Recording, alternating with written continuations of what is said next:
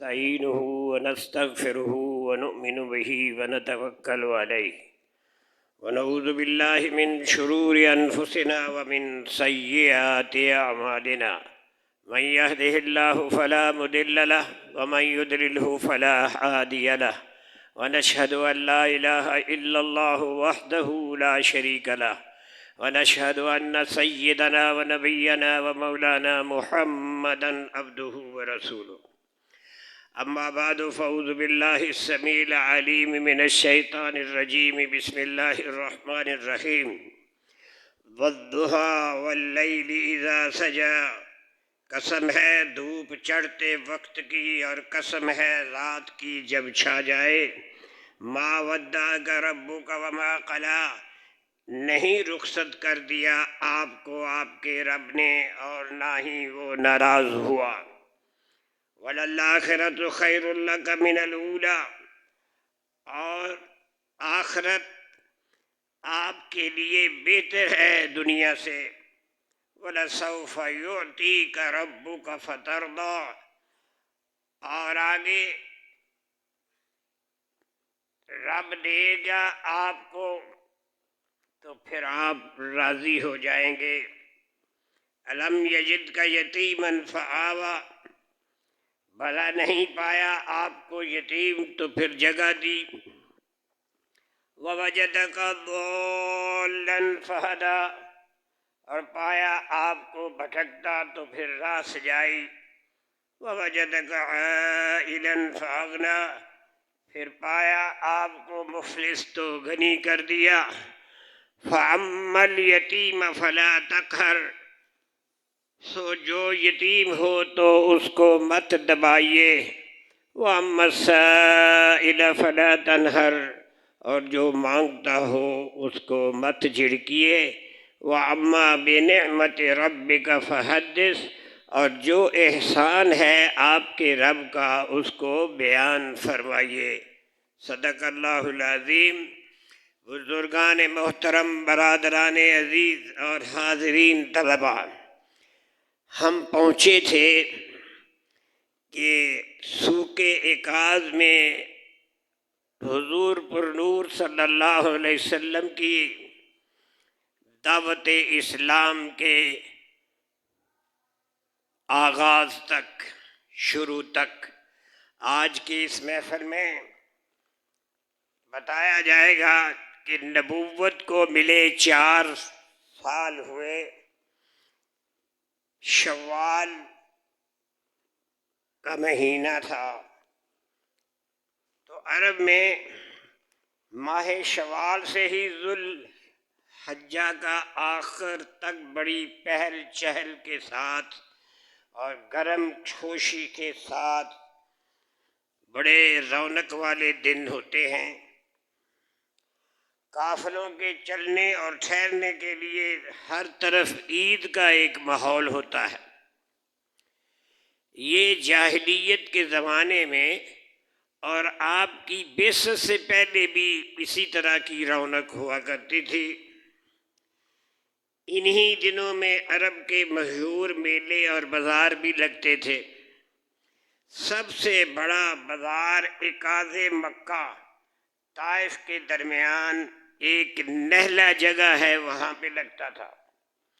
یہ مکہ سے 3 دن کی پیدل مسافت ہے، اور عازمین حج ذوالقعدہ کے 20 دن اس طرح گزارتے کہ جنگل میں منگل ہو جاتا۔ یعنی ہمارے ہاں تو ابھی حاجیوں کو بھیجنے کے لیے ابھی تو اور وقت ہے، یہ مارچ کی آخری تاریخ تک، 1 اپریل تک، لیکن سوکے عکاظ میں حج سے پہلے ہی ذوالقعدہ میں انسانوں کا ایک سیلاب آ جاتا تھا، اور یہ سارا سیلاب اس کا رخ مکہ مکرمہ کی طرف ہوتا، اور ذی مسجنہ میں ذوالقعدہ کے 20 دن اس طرح گزارتا یا گزر ہوتا کہ جنگل میں منگل ہو جائے۔ رقم ذوالحجہ میں یہ رونقیں مکہ تک پہنچ جاتی۔ 5 میل کا پرانے زمانے کا فیصلہ تھا، اور آج اسے حساب لیں کہ مکہ سے 8 کلومیٹر دور جبل کبکب میں ذی المجاز میں یہ لوگ اکٹھے ہو جاتے تھے، جو عرفات سے 3 میل یعنی آج کل کے 4.25 کلومیٹر دور ہے۔ 8 دن تک یہاں میلے کا سما رہتا، اور 9 ذی الحجہ کو لوگ سب کچھ چھوڑ چھاڑ کر مناسک حج ادا کرنے کے لیے عرفات کے میدان میں چلے جاتے۔ جیسے کہ جو حاجی گئے ہیں اور ان کو بھی پتہ ہے کہ 9 تاریخ کو ہم نے سارا کچھ چھوڑ چھاڑ کے عرفات کے میدان میں پہنچ جانا ہے، اور دوپہر سے لے کر سورج غروب تک وہاں رہنا ہے۔ اسی کا نام وقوف عرفہ ہے کہ عرفہ میں رک جانا، ٹھہر جانا۔ اگر کوئی نہیں نہ ٹھہرے گا تو اس کا حج نہیں ہوگا۔ تو حضور صلی اللہ علیہ وسلم اپنے طور طریقے سے دعوت کو انسانوں کے ان تمام اجتماعات میں چلے جاتے تھے، پورا فائدہ اٹھانے کے لیے۔ ان کے ذریعے تھوڑے وقت میں دور دراز کے لوگ جو ہیں حج کے لیے اکٹھے ہو جائیں گے، تو جگہ جگہ جانے کی بجائے وہ جو مجمع چاروں طرف سے آیا ہے، شمال بھی، جنوب بھی، مشرق بھی، مغرب بھی، وہ جارے جو اکٹھے ہوئے ہیں وہ ایک جگہ اکٹھے ہو گئے ہیں، اور ہمیں ان سب کو اکٹھا دعوت اسلام دینے کا ایک بڑا آسان جو ہے وقت مل جاتا۔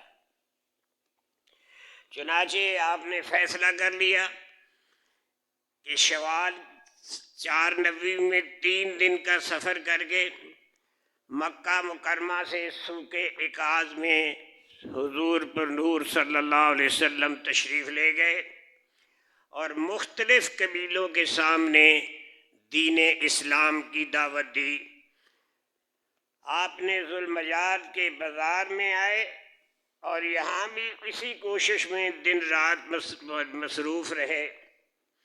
حضور صلی اللہ علیہ وسلم کی کوششوں کو ناکام بنانے کے لیے ان کے چچا، بھائی یہ بند کر دو یا باہر چلے جاؤ، یہ تو بہت جرم ہے، حضور کی بات ہو رہی ہے، ہم ٹیلی فون کر رہے ہیں، اس کو بند کرو، یا خود بھی جاؤ جا کے وہاں کرو، یہ تو بہت بڑی بے ادبی ہے۔ ہم کیا بول رہے ہیں، وہ اپنا مزے اڑانے لگے۔ یہ حضور پاک صلی اللہ علیہ وسلم کا جہاں ذکر ہو اور اللہ کا ذکر ہو، تو وہاں موبائل کے لیے چلنے کی کوئی جواز نہیں، بلکہ حرام ہے، حرام۔ مسجد میں خطبے کے دوران موبائل کو استعمال کرنا ناجائز نہیں، حرام ہے۔ تو عرض ہو رہی تھی نا بات میں، دیکھو نا وقفہ آ گیا کہ آپ ذو المجاز کے بازار میں آئے، اور یہاں بھی آپ اسی کوشش میں لگے ہوئے تھے کہ اسلام کی دعوت ان سب کو دے دے۔ یہ مختلف جگہوں سے آئے ہیں، ہمیں موقع مل گیا ہے، ہم جو چاروں ناچار جایا کریں گے، فرسے لگیں گے، سارے اکٹھے ہو گئے ہیں، ہمیں دعوت دینے میں آسانی ہو گئی ہے۔ تو آپ نے ان بازاروں اور میلوں میں مختلف حلقوں میں جا کے لوگوں کو اللہ کی طرف بلایا کرتے تھے، اور حضور کا ایک ہی نعرہ تھا، یا ایھا الناس قولوا لا الہ الا اللہ تفلحوا۔ اے لوگو، لا الہ الا اللہ کہہ دو، اللہ کے سوا کوئی معبود نہیں، تم کامیاب ہو جاؤ گے۔ تفلحوا کا کیا معنی ہے؟ تم کامیاب ہو جاؤ گے۔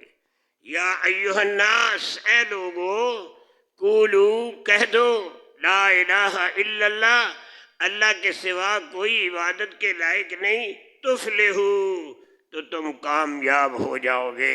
یعنی تمہاری اس زندگی میں کامیابی کا راز یہ ہے، بھید یہ ہے، اور یقین یہ ہے کہ جو لا الہ الا اللہ کہہ کے زندگی میں جلائے گا، وہ ہر حال میں کامیاب ہو کے جنت الفردوس کا حقدار بن جائے گا۔ حضور صلی اللہ علیہ وسلم کے پیچھے پیچھے آپ کا چچا ابو لہب بھی لپکتا آتا، اس نے بھی یہ کام شروع کر دیا کہ جہاں بھتیجا جا کے دعوت اسلام دے وہاں پیچھے پیچھے چچا جائے۔ وہ بھینگی آنکھوں سے نفرت کی چنگاڑیاں ہوتی اور اس کے سرخ گال، سرخ رخسار جو ہیں یہ غصے میں تمتما رہے ہوتے۔ وہ حضور صلی اللہ علیہ وسلم پر مٹی پھینکتا، شور مچاتا، زور زور سے نعرے لگاتا اور چلاتا، ارے لوگوں دیکھنا کہیں یہ شخص تمہارے دین میں سے تمہیں ہٹا نہ دے، یہ چاہتا ہے تم لات اور عزا کی عبادت کو چھوڑ دو، یہ چاہتا ہے۔ حضور صلی اللہ علیہ وسلم اس کی طرف کوئی توجہ نہیں دیتے تھے، وہ ایسے تھے کہ آپ نے سنا ہی نہیں ہے اس نے جو بکواس کی ہے۔ بغیر توجہ دیے، بغیر اس ابو لہب کی بات سنے، اپنا پیغام سناتے جاتے، چلتے جاتے، سناتے جاتے، وہ اپنے کام میں مگن لگے رہتے۔ سب سے بڑی بات یہ ہوئی کہ ضماد نام کا ایک شخص تھا، ازدی قبیلے سے اس کا تعلق تھا۔ حضور سرور کائنات صلی اللہ علیہ وسلم کی یہ دعوتی سرگرمیاں جاری تھیں اور قریش کی عداوت بھی عروج پہ پہنچ گئی۔ اسی زمانے میں ازد قبیلے سے تعلق رکھنے والا ضماد یہ بھی مکہ مکرمہ میں پہنچا۔ مشرکین نے اس خطرے سے کہ کہیں وہ حضور کی دعوت سے متاثر نہ ہو جائے، اس پہ اثر نہ پڑ جائے، انہیں باور کرایا کہ ضماد صاحب ہماری بات سن لو، آپ جس بندے کے ساتھ پہنچ رہے ہیں یا جس کی بات سننے کے لیے اتنا سفر کر کے آئے ہیں، نعوذ باللہ نعوذ باللہ کہا یہ مجنون ہے، نعوذ باللہ، جس کا فون بج رہا ہے وہ بند کر دے۔ حضور کو مجنون کہتے، پاگل ہیں، تو اس کی بات نہ سننا۔ پھر ضماد کو جھاڑ پھونک کا بڑا تجربہ تھا، بڑی پھونکیں مارتا تھا، دم کرتا تھا۔ انہوں نے حضور صلی اللہ علیہ وسلم سے ملاقات کی۔ کس نے؟ ضماد ازدی نے حضور سے ملاقات کی اور کہا دیکھیے جی، میرے ہاتھ میں اللہ نے بہت سے لوگوں کو شفا دی ہے، میں جس کو دم کرتا ہوں نا تو جو بھی بیماری ہوتی ہے وہ ٹھیک ہو جاتی ہے۔ یہ حضور سے کہہ رہا کون؟ ضماد۔ کون کہہ رہا ہے؟ ضماد ازدی کہتا جی میرے تو دم میں، میری تو پھونک میں بڑا اثر ہے، جو کوئی بھی جس کام کے لیے میرے پاس پہنچے گا میں اسے دم کروں گا تو اس کا کام ہو جائے گا۔ تو حضور سے کہنے لگا ضماد ازدی کہ میرے ہاتھ پر اللہ نے بہت سے لوگوں کو شفا دی ہے، اگر آپ کہیں تو میں آپ کو بھی دم کر دوں، یعنی حضور کو بھی دم کرنے کے لیے میں تیار ہوں۔ آپ نے فرمایا صلی اللہ علیہ وسلم، آپ نے کیا اس کے جواب میں کہ میں آپ کو دم کر دوں؟ آپ نے اس سے کہا ان الحمد للہ، ان الحمد للہ، ساری تعریفیں اللہ کی ہیں، نحمدہ، ہم اسی ہی کی تعریف بیان کرتے ہیں، ونستعینہ، اور ہم اسی سے مدد مانگتے ہیں، من یہدہ اللہ فلا مضل لہ، جسے اللہ گمراہ کر دے اسے کوئی ہدایت دینے والا نہیں، ومن یضلل فلا ہادی لہ، اور جسے وہ گمراہ کر دے اسے کوئی ہدایت دینے والا نہیں۔ جسے اللہ ہدایت دے اسے کوئی گمراہ کرنے والا نہیں، اور جو گمراہ ہو جائے اسے کوئی ہدایت دینے والا نہیں۔ اشہد ان لا الہ الا اللہ، میں گواہی دیتا ہوں کہ اللہ کے سوا کوئی معبود نہیں، وحدہ لا شریک لہ، وہ اکیلا ہے، وحدہ وہ اکیلا ہے، لا شریک لہ، اس کا کوئی شریک نہیں، وَأَنَّ مُحَمَّدًا عَبْدُهُ وَرَسُولُهُ، اور یہ کہ محمد اللہ کے بندے اور اس کے رسول ہیں۔ یہ جب فکر ان الحمد نحمدہ ونستعینہ کا سارا فکرہ سنا تو ضماد جو ہے دم بخود ہو کر یہ کلمات سنے، وہ تو چکرا گیا، وہ تو ہکا بکا رہ گیا، اس کو تو عجیب سا اس پہ حاصل ہوا۔ اس نے یہ کلمات سنے تو یقین نہ آیا کہ کوئی ایسے کلام بھی سنا سکتا ہے۔ یہ جو قاصد کلام سنائے ہیں یہ تو کوئی سنا ہی نہیں سکتا۔ بے ساختہ کہا، ذرا ٹھہر کے وقفے کے بعد پھر ضماد نے کہا، حضور یہ جو کچھ الفاظ پڑے ہیں نا پھر سنائیے۔ آپ نے پھر سنایا، ان الحمد للہ نحمدہ ونستعینہ من یہدہ اللہ فلا مضل لہ ومن یضلل فلا ہادی لہ واشہد ان لا الہ الا اللہ وحدہ لا شریک لہ وان محمدا عبدہ ورسولہ۔ حیران رہ گیا بھئی یہ کیسا کلام ہے۔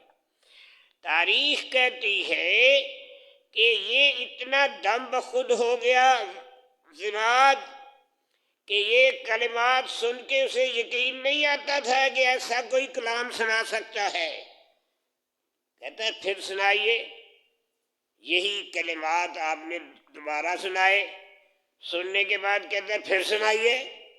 پھر ہزار نے تیسری بار یہ سنایا تو ضماد نے کہا، میں نے کاہنوں، جادوگروں اور شاعروں کا کلام سنا ہے۔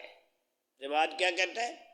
میں نے کاہنوں کا کلام سنا، میں نے جادوگروں کا کلام سنا، میں نے شاعروں کا کلام سنا، مگر اس جیسے جملے کبھی نہیں سنے جو آج محمد آپ نے سنائے ہیں۔ ایک بار، دوسری بار، تیسری بار، کمال کر دیا۔ یہ تو دریائے بلاغت کی تہ تک پہنچ گئے ہیں فکرے یہ جو آپ نے فرمائے ہیں۔ بس ضماد جو ایک کافر و مشرک تھا، وہ جب فکرہ کیا یہ تو میں نے نہ کبھی سنے ہیں جادوگروں سے، نہ شاعروں سے، نہ کاہنوں سے، یہ کیا کر دیا ہے، یہ کلام تو کوئی سنا ہی نہیں سکتا جو محمد مصطفیٰ تو اپنے سنا دیا ہے۔ فوراً ضماد نے اسلام قبول کر لیا اور اپنی قوم کی طرف سے حضور صلی اللہ علیہ وسلم کے ہاتھ پہ بیعت کر کے واپس چلا گیا۔ یعنی خود بھی مسلمان ہوا اور اپنی ساری قوم کی طرف سے بیعت کر کے گیا، میں ان کو بھی ساتھ لیتا ہوں ساری۔ تو مشرکین نے کی مخالفت اور قرآن کی تاثیر کا اعتراف کر گیا ضماد ازدی۔ ہر طرح کی مخالفت کے باوجود قرآن کی تاثیر مشرکین کے پاس کوئی جواب نہیں تھا۔ دیکھو قرآن پڑھتے تھے کیا، بلکہ الٹا ان کے بڑے بڑے سردار جو بلاغت اور معنی کے بڑے تھے، جن کو شعر اور شاعری سے بڑا ذوق تھا، شوق تھا، شعر سننے کے لیے دور دور سے جاتے تھے، میلے ضلعوں پہ جاتے تھے اشعار سننے کے لیے، قرآن کی صوتی آواز اور اس کی ادبی لطافت سے مشرکین بھی محظوظ ہوئے بغیر نہیں رہ سکتے تھے۔ جو بھی پڑھا لکھا آدمی قرآن کی ایک آیت بھی سن لیتا وہ بالکل پریشان ہکا بکا ہو جاتا کہ ایسا کلام تو آج تک ہم نے سنا ہی نہیں ہے۔ حتیٰ کہ ابو جہل، ابو سفیان اور اخنس بن شریق جو ہے رات کو خود وقت چھپ چھپ کے آتے، جب حضور صلی اللہ علیہ وسلم قرآن کی تلاوت فرما رہے ہوتے تو چھپ چھپ کے دیوار کے پیچھے کانوں کو ادھر کر کے سننا چاہتے تھے کہ محمد مصطفیٰ کس کلام کی تلاوت کر رہے ہیں صلی اللہ علیہ وسلم۔ صبح و صادق تک یہ سارے گم سم آواز سنتے رہتے، پو پھٹتے ہی واپس ہوتے، یعنی قرآن پڑھ رہے ہیں، حضور سن رہے ہیں، چھپ چھپ کے سن رہے ہیں۔ اگر کسی موڑ پہ باہم مل جاتے ہیں تو ایک دوسرے کو ملامت کرتے ہوئے کہتے آئندہ مس کرنا، وہاں جانا نہیں ہے۔ خود جو ہو کے آئے ہیں، چھپ کے قرآن سن کے آئے ہیں، تو نکلتے وقت کوئی ملا تو کہنے وہ وہاں نہیں جانا، اس کی بات نہیں سننی۔ اگر قوم کے ناداں لوگوں کو پتہ چل گیا تو نہ معلوم اس کا کیا اثر لیں گے۔ پھر اگلی شب ہوا، اگلی رات آئی، جب کئی دن یہ سلسلہ چلتا رہا کہ صبح منع کرتے ہیں کہ محمد کے پاس نہ جاؤ صلی اللہ علیہ وسلم، اور رات کو خود چھپ چھپ کے جا کے قرآن سنتے ہیں۔ جب پو پھٹتا ہے تو آپ کی تلاوت بند ہوتی ہے تو نکلتے ہیں، تو جو سامنے نظر آتا ہے کہتے اتھے نہ جائیے اتھے۔ تو ایک دن اخنس بن شریک نے لاٹھی اٹھا کر ابو جہل کے پاس پہنچ گیا اور کہنے لگا بتاؤ، مجھے بتا دو کہ محمد سے جو تلاوت سنی ہے صلی اللہ علیہ وسلم، اس کے بارے میں تمہاری کیا رائے ہے؟ یہ جو رات جا کے چپ کے ہم سن کے آتے ہیں، کتنے دن ہو گئے ہیں سن کے آتے ہیں، تو یہ تو بتاؤ کہ اس بارے میں تیری رائے کیا ہے؟ ابو جہل کہنے لگا ہم اور بنو ہاشم عزت و احترام کی ہر چیز کا مقابلہ کرتے آئے ہیں، ہم نے کسی کو یہاں جمنے نہیں دیا، پھٹکنے نہیں دیا، کسی کو ہم نے چلنے نہیں دیا، سب مقابلہ کرتے ہیں۔ جب ہم ہر چیز میں برابر نکلتے ہیں تو وہ کہنے لگے ہمارے پاس نبی بھی ہے جس پہ وحی آتی ہے، اللہ کی قسم ہم یہ بات کبھی نہیں مانیں گے۔ کلام شاعرہ۔ قریش کا سردار تھا ایک ولید بن مغیرہ، اس نے بھی حضور صلی اللہ علیہ وسلم کا کلام سنا تو اس پہ رکت طاری ہو گئی، کافر تھا، رکت طاری ہو گئی۔ واپس آیا تو ابو جہل نے اس کی بدلی ہوئی حالت دیکھ کے تانے دیے اور اصرار کیا کہ وہ کوئی ایسی بات کہے جس سے ظاہر ہو کہ تو قرآن کا منکر ہے۔ ولید نے کہا میں کیا کہوں، تم جانتے ہو شعر، رزمیہ کلام اور قصائد مجھ سے زیادہ کوئی نہیں جانتا، میں خود بڑا شاعر ہوں، میری خود بڑی کلام ہے، لیکن اللہ کی قسم وہ کمال، وہ کلام جن میں سے کسی سے بھی مشابہ نہیں، اس میں عجیب مٹھاس ہے، وہ ایسا کلام ہے جو سب پہ غالب ہے اور اس پر کوئی غالب نہیں، اور دوسرے کلاموں کو وہ زیر و زبر کر دیتا ہے۔ ابو جہل نے کہا تمہیں تو ایسا کچھ کہنا ہی پڑے گا جس سے تمہاری قوم خوش ہو جائے۔ ولید نے سوچ بچار کے کہا اسے جادوگر کہنا چاہیے۔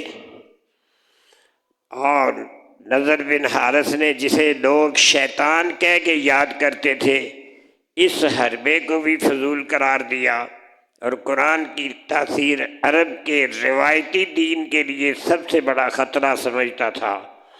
ایک دن اس نے کھل کے کہا، برملا کہا، قریش کے لوگوں، اللہ کی قسم تمہیں ایسے مسئلے سے سابقہ پڑا ہے جس کی ماضی میں کوئی مثال نہیں۔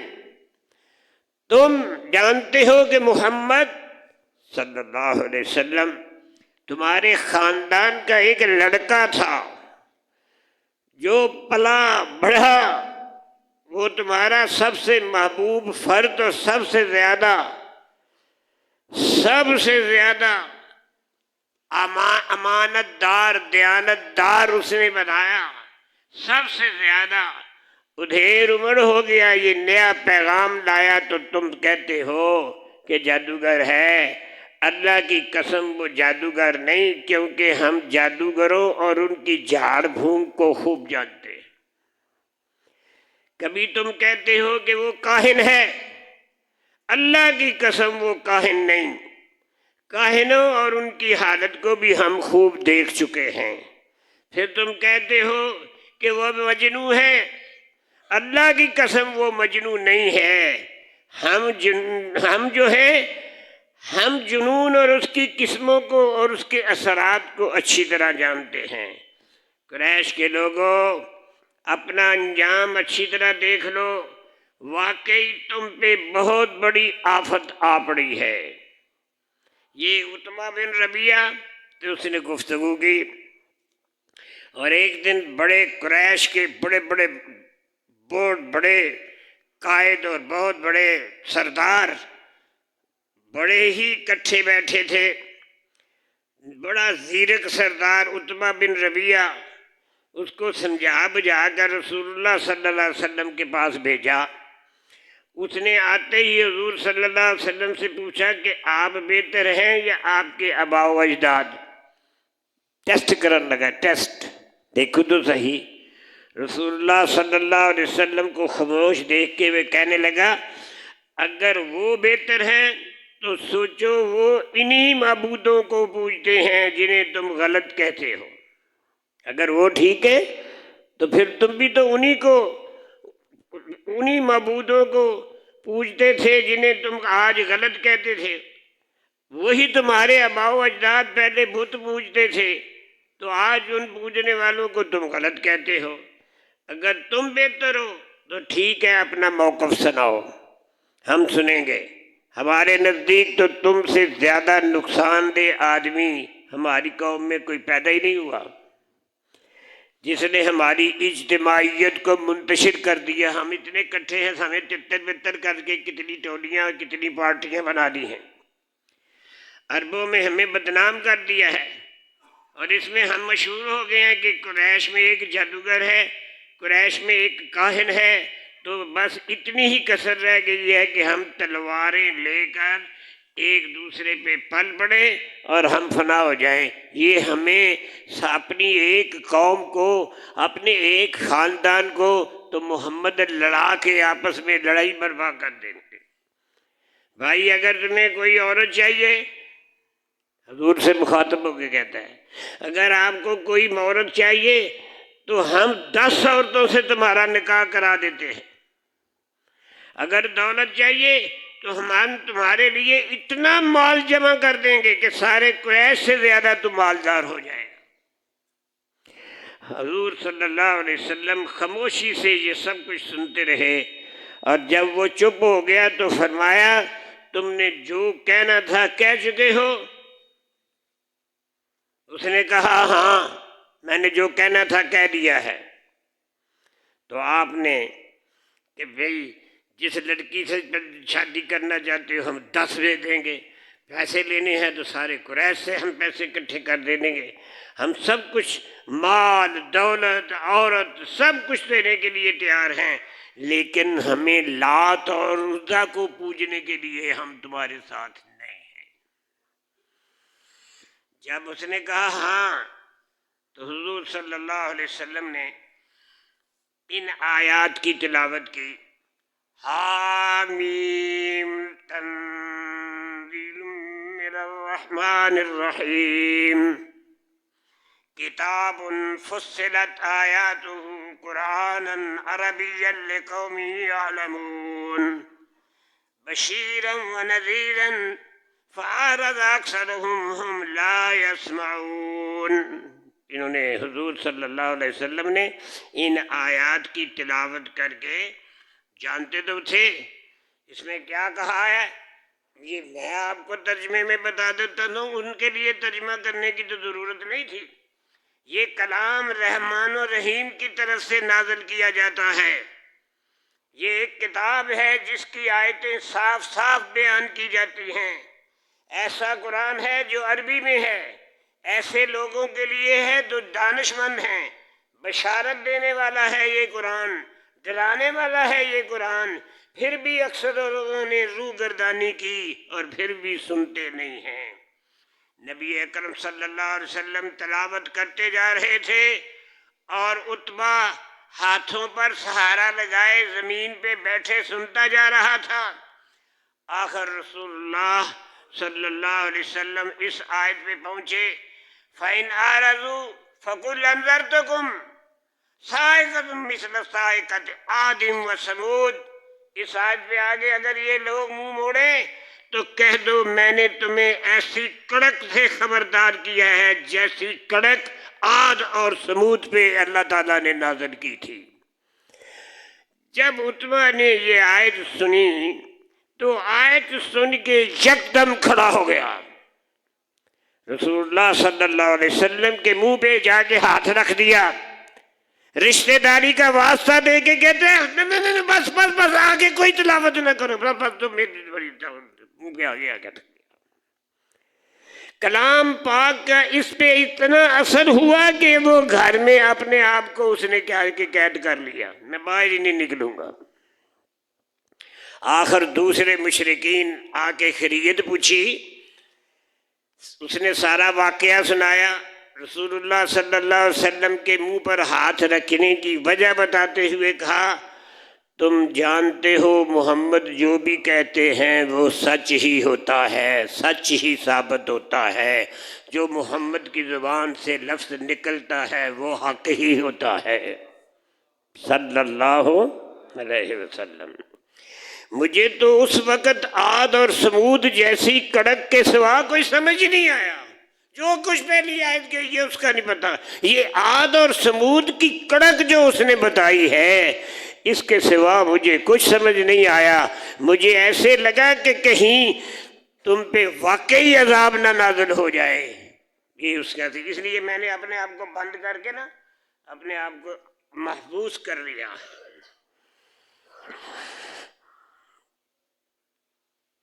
اور پھر کہنے لگا اللہ کی قسم محمد نے جو سنایا وہ نہ تو جادو تھا، نہ شعر تھا، نہ کوئی جنتر منتر تھا، تم میری ایک بات مان لو، پھر چاہے میری کوئی بات نہ ماننا۔ اس شخص کو اس کے حال پہ ہی چھوڑ دو، وہ جو کہہ رہا ہے اس کا چرچا ضرور ہو کے رہے گا، جو چاہے کہہ رہا ہے اس کی بات من کے رہے گی، جس چیز کی وہ دعوت دیتا ہے وہ ہو کے رہے گی۔ تم کتنے ہی وہ تھوڑے ہیں، کتنے ہی چھوڑے ہیں، ان کی تعداد کم ہے، لیکن ان کی تعداد کی زیادتی اس وقت دیکھو گے کہ جب تمہیں یہاں سے نکلنا بھی مشکل ہوگا اور تمہارا نام و نشان باقی نہیں رہے گا۔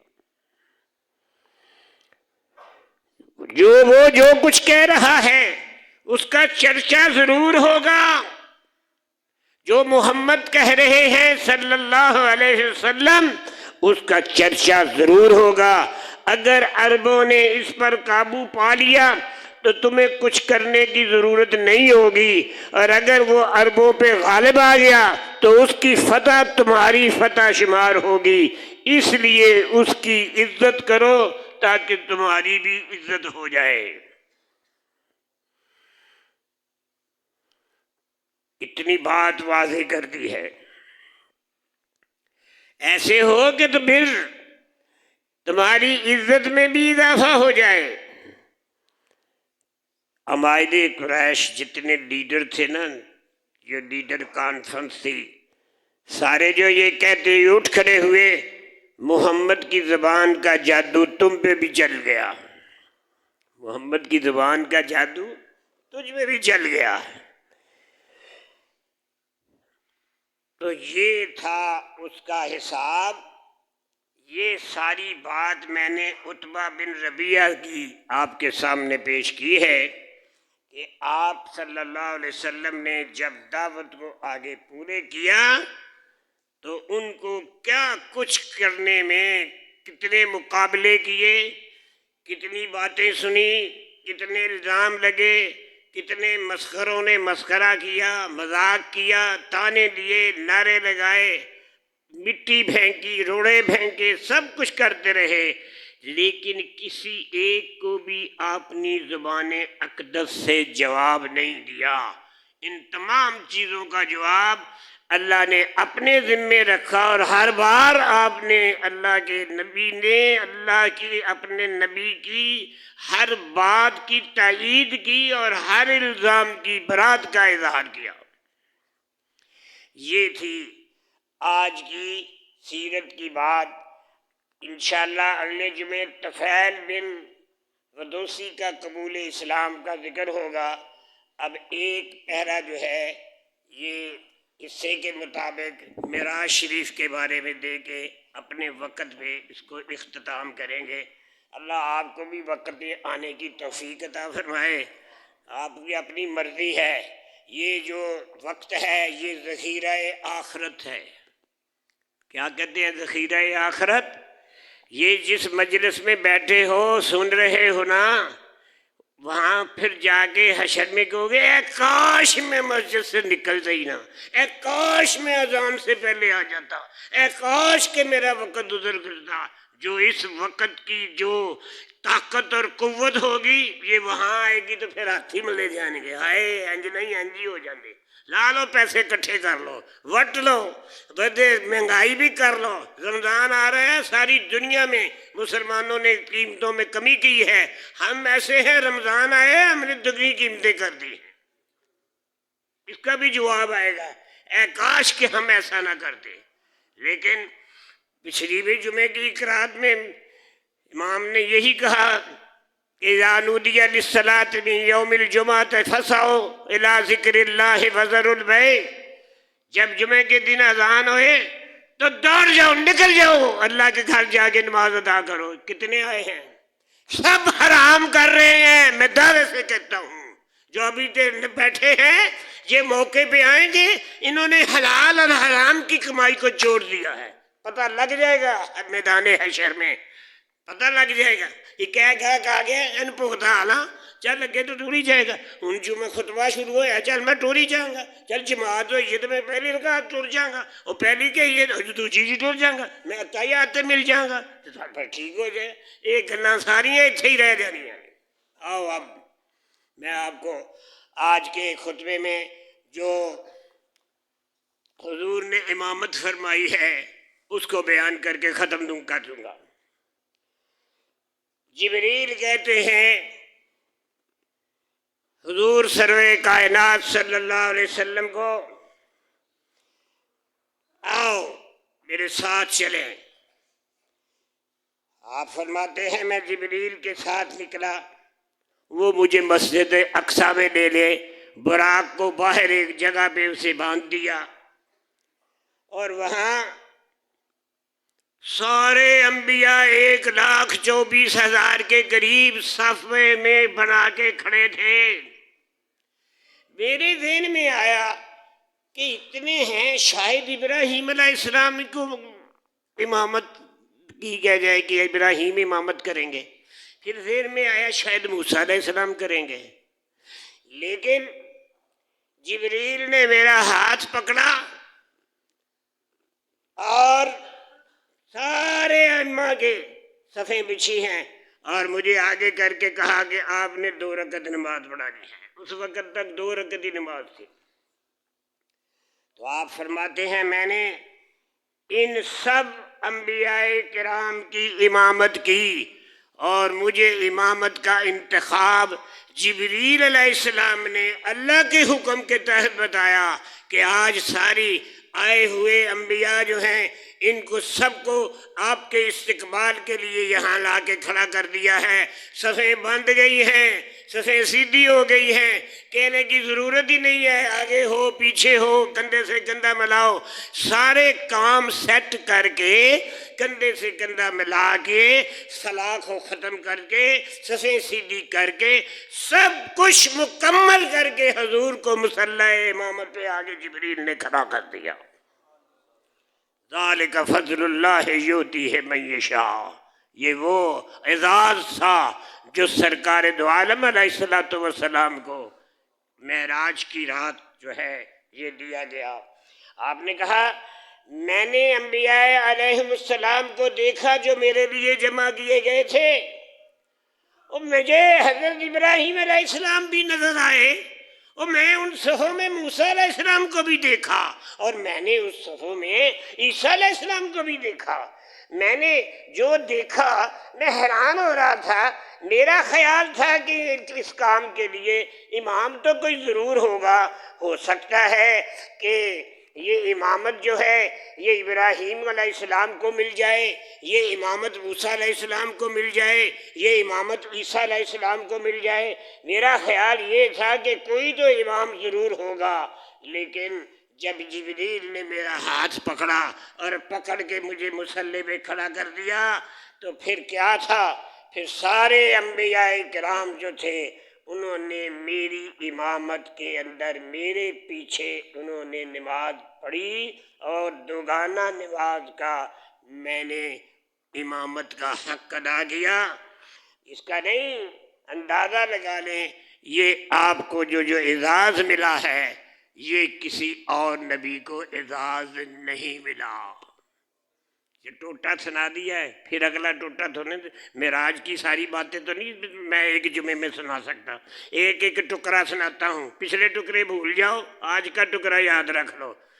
اور آئندہ جمعہ جو ہے یہ انشاءاللہ رمضان المبارک میں ہوگا، اللہ کے فضل و کرم سے آپ مست رہیں، آ جائیں جب خطبہ شروع ہوگا، کوئی پہلے آنے کی ضرورت نہیں، بڑی کمائی ہوگی۔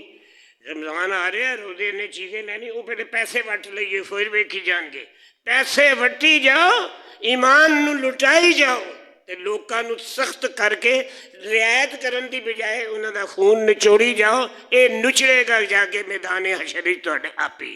اے کنے ہوئے تھے بیٹھے دے، اکثریت نے انہوں نے وہ حرام کی کمائی کھا کے آئیں گے، جاؤ جس کے سامنے میری بات کرنی ہے کرو۔ اس میں دیوبندی، بریلوی، اہل حدیث اور شیعہ متفق ہیں کہ اذان اول کے بعد تجارت حرام ہے۔ لے حرام ہے، اے نہیں کان پہ سنتے، بڑے بڑے متقی پرہیزگار سارا دے کان بند ہو گئے دے۔ میں کہتا رہوں گا، میری بات چلتی رہے گی، کسی کو برداشت ہوگی نہ ہوگی، یہ بات کہتے ہی رہیں گے، ہم سناتے ہی رہیں گے، کوئی مانے نہ مانے۔ میں نے سنایا ہے، سناتا رہوں گا جب تک زندہ رہوں گا، آخری لمحے بھی سناتا رہوں گا، اب وہ منواؤں گا نہیں، مانو نہ مانو قسماں کھاؤ۔ وآخر دعوانا الحمدللہ۔